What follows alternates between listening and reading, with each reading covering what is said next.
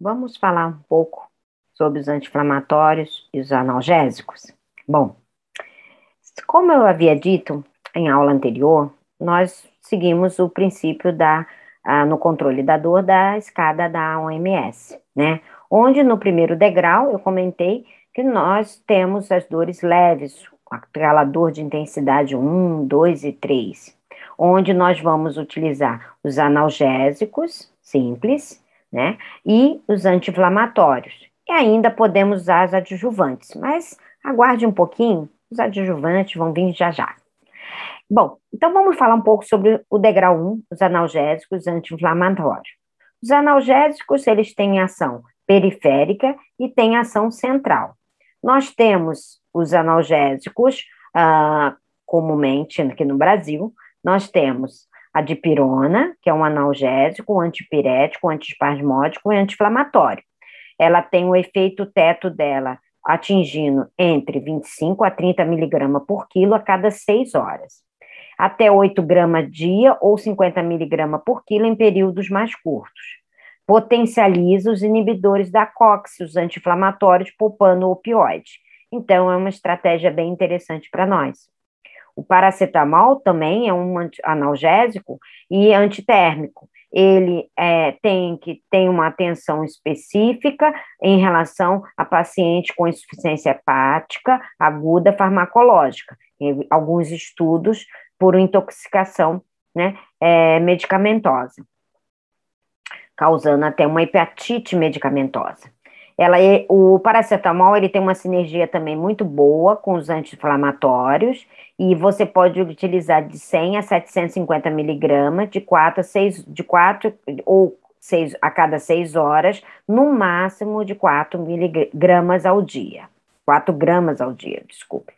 Bom, falar um pouquinho mais da dipirona, muitos pacientes, né, e muitas prescritores têm uma certa resistência ao uso da dipirona, mas é um analgésico muito comumente utilizado. É comum prescrever 1 grama a cada 6 horas, interagindo com um anti-inflamatório, né, numa dor leve. Bom, a revisão foi feita porque, né, muitas vezes eram determinado que muitos pacientes não deveriam usar a dipirona porque ela interferia, né, na relação com principalmente em relação a alterar, né, a imunidade do paciente. A dipirona, ela poderia baixar os níveis, né? E para um paciente oncológico, isso poderia ser bastante prejudicial, enfim. Então, eu só trouxe esse estudo porque eu acho bem interessante, né? O uso da dipirona na dor no câncer, porque era uma das restrições que muitos oncologistas verbalizam, que não gostam de usar a dipirona, mas nesse estudo que foi feito de revisão sistemática, né, concluiu que a dipirona ela pode ser recomendada para tratamento da dor no câncer como uma alternativa para outros medicamentos não opioides, ou sozinha ou em combinação, por ser preferida em relação aos seus fármacos anti-inflamatórios não esteroides, devido ao perfil de efeito secundário presumivelmente favorável ao longo prazo, mas estudos comparativos não estão disponíveis para a utilização dela a longo prazo. Então, ela pode ser utilizada em qualquer condição clínica, em qualquer tipo de dor, desde que o paciente não tenha alergia, obviamente.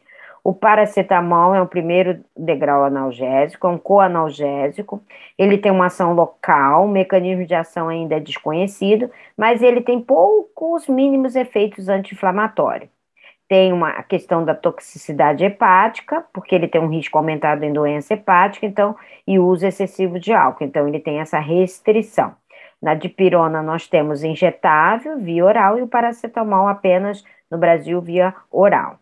Aqui uma recomendação quanto à prescrição e dispensação de medicamentos em combinação contendo paracetamol com dose acima de 325, né? O FDA, ele recomenda aos profissionais de saúde que interrompa a prescrição e dispensação de medicamentos, né, contendo paracetamol em combinação, não é sozinho, em combinação, que tenham dose acima de 325. É comum termos opioides associados ao paracetamol no nosso mercado aqui no Brasil.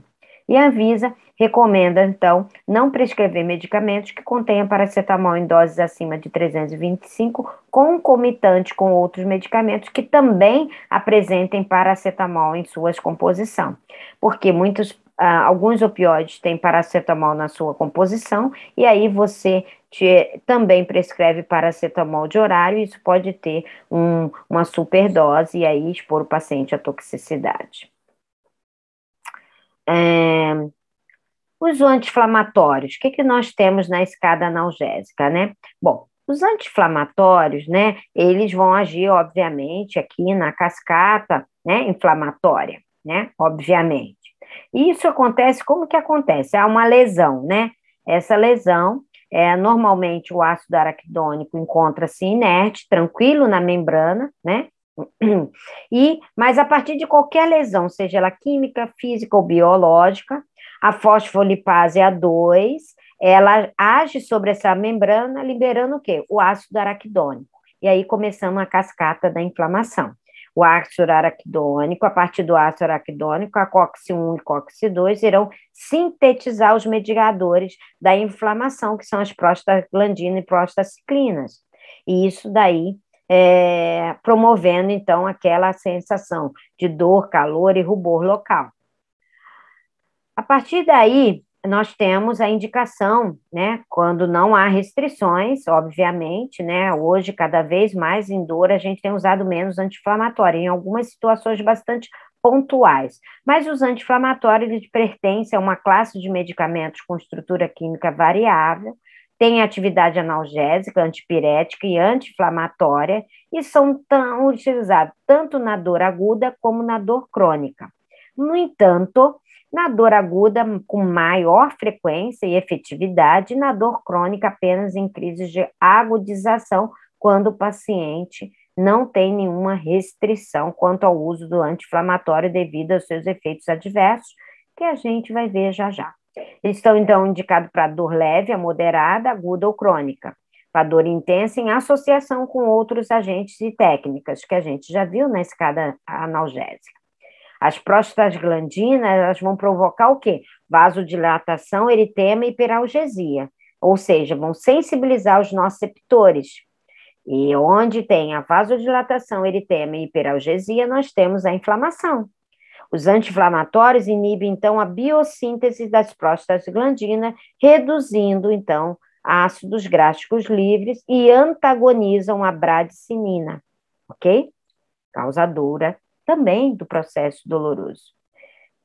Aqui só mostrando, então, a ação dos anti-inflamatórios, que nós temos anti-inflamatórios COX-1, que tem uma atividade constitutiva, os anti-inflamatórios COX-2, uma atividade indutível, né? Eles bloqueiam a ativação das prostaglandinas, no entanto, COX-1, né, há necessidade de proteção da mucosa gástrica, né, devido a esse efeito do anti-inflamatório, né, todos dois atuam, né, tanto a COX-1 como a COX-2, com efeitos prejudiciais no rins, e a COX-2 indutível, ela bloqueando a prostaglandina, e aí, né, ativando o alívio da dor, da febre, inflamação.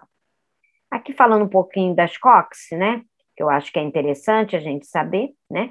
A COX-1, ela é uma COX constitutiva, homeostase, mucosa gástrica, túbulos renais, plaquetas, endotélio vascular e musculatura lisa. Elas atuam exatamente nessas regiões com maior efetividade, impactam maior nessa região. A COX-2, após processo agudo constitutivo no sistema nervoso central, atua no endotélio vascular e no córtex remal. Primeira linha de controle, né, da doença aguda da dor aguda pós-operatória, tem um efeito teto para analgesia e poupador de opioide, são mais eficazes, a COX-2, que os opioides nas dores somáticas, né, nociceptivas, de 10 a 20%. Né? Como efeito colateral pode ocasionar dispepsia, que é o mais importante, e outros como hepatotoxicidade, broncoespasmo e reações anafiláticas. O cetorolaco é mais comum, 30 miligramas, de 8 em 8, o cetoprofeno, 100 miligramas, ou 1 miligrama por quilo também, de 8 em 8. São exemplos de anti-inflamatório COX-2. Esses COX, né, os COX-CIBs, eles têm efeito teto acima, o efeito teto dele acima pode levar a nefrotoxicidade, lesão renal, tem uma atividade anti-hiperálgica, né, no controle da dor, não interfere na agregação plaquetária, porém há casos de trombose. Desculpa, pode causar lesão renal em idosos nefropatas, quem faz uso de medicamentos inibidores da ECA e até pacientes hipovolêmicos. O parecoxib, ele pode ser utilizado por via parenteral, 40 miligramas a cada 12 ou 24 horas. O celecoxib, por via oral, 200 a 400 miligramas a cada 12 horas. E o enterocoxib oral, 60 a 120 miligramas a cada 12 ou 24 horas. Então, os AINES hoje são medicamentos mais prescritos, né, no Brasil e utilizados, não há necessidade de receita médica, então a automedicação realmente é uma preocupação, porque há um uso, né, desenfreado, descoordenado, né, indiscriminado de anti-inflamatório, podendo causar reações graves, como hemorragia digestiva, perfurações do trato gastrointestinal. E acredite, eu já vi paciente nessas condições. Hemorragia digestiva alta é 7 vezes mais prevalente no idoso e 10% são fatais. Ocorre também pelo uso indiscriminado de lesões renais irreversíveis. Potenciais efeitos adversos para os sistemas gastrointestinal, renal, cardíaco, hepático e hematológico.